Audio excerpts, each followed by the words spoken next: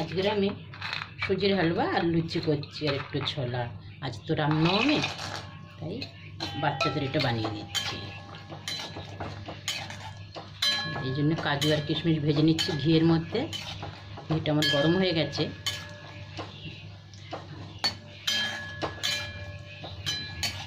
এই ঘিয়ের মধ্যেই আমি সুজিটাও ভেজে নেব।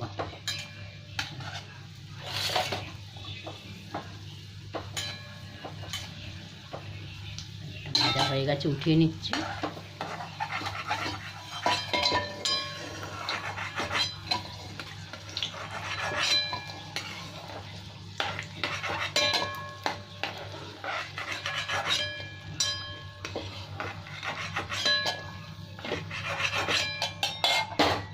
এবার দিয়ে দিলাম 1 বাটি সুজি।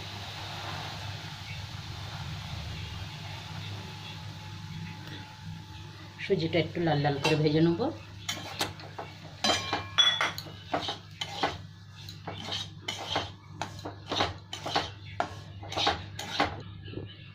এখানে আমার সুজিটা ভালো করে ভাজা হয়ে গেছে।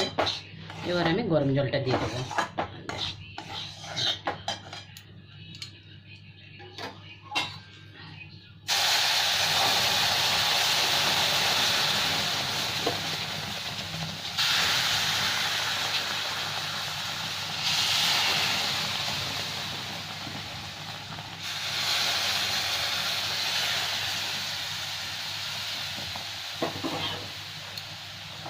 এখানে আমার 1 বাটি সুজি আর 3 বাটি জল দিয়েছি।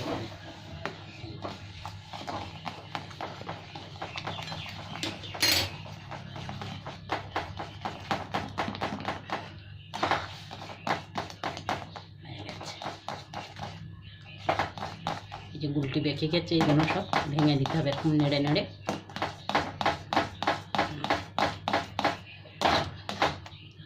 এবার আমি চিনিটাও দিয়ে দেবো মধ্যে।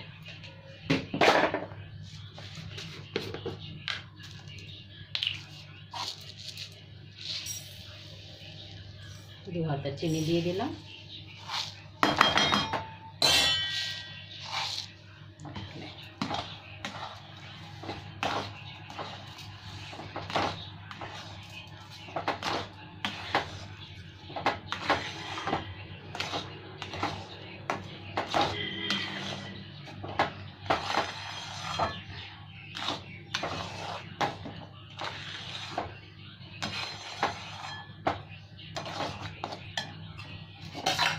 এখানে কাজু কিশমিশ দিয়ে দিলাম।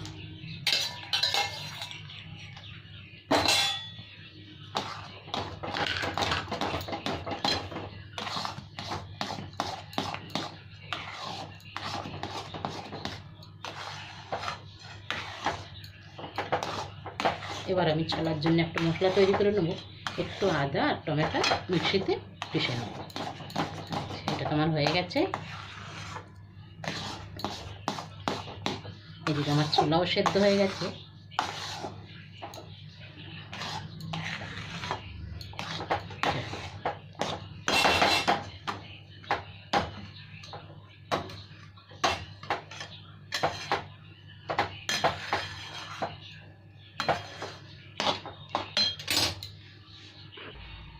এবার আমি ছোলাটা করব, তাই দিলাম ছোলার মধ্যে। তেলের মধ্যে দিচ্ছি 2টো তেজপাতা, 2 টুকরো। এখানে একটু গোটা জিরে দিয়ে দিচ্ছি, আর এখানে একটু হিং দিয়ে দিলাম। এখানে কটা কাঁচা লঙ্কা দিয়ে দিলাম। এবার আমি অল্প একটু নুন দিয়ে দিচ্ছি। তারপরে আমি টমেটো আদাটা দিয়ে দিলাম।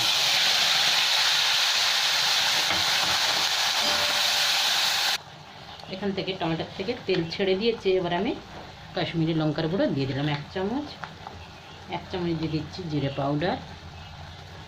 এখানে ধনে পাউডার 1 চামচ ভরে দিয়ে দিলাম।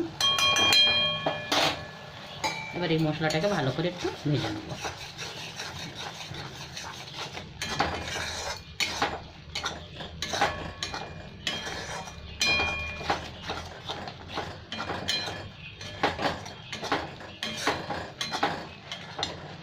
সাথে একটু মিক্সির বাটিটা ধুয়ে জলটা দিয়ে দিলাম।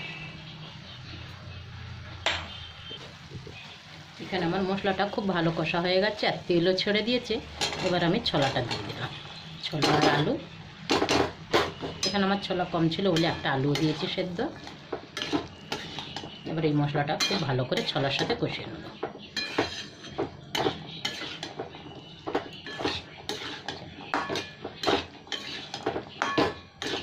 এটা এখন হতে থাকবে, এদিকে আমার ময়দাও মাখা হয়ে গেছে আর এটা আমি বেলতে থাকবো। এবার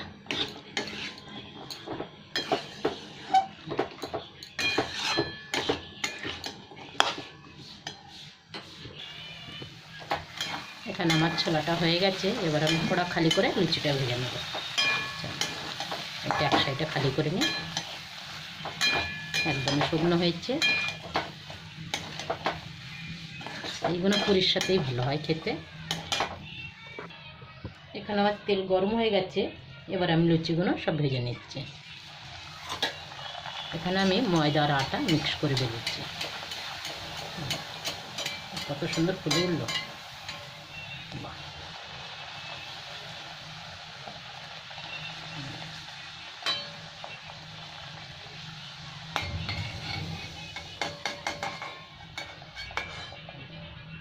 এক একটা বলের মতো ফুলে উঠছে।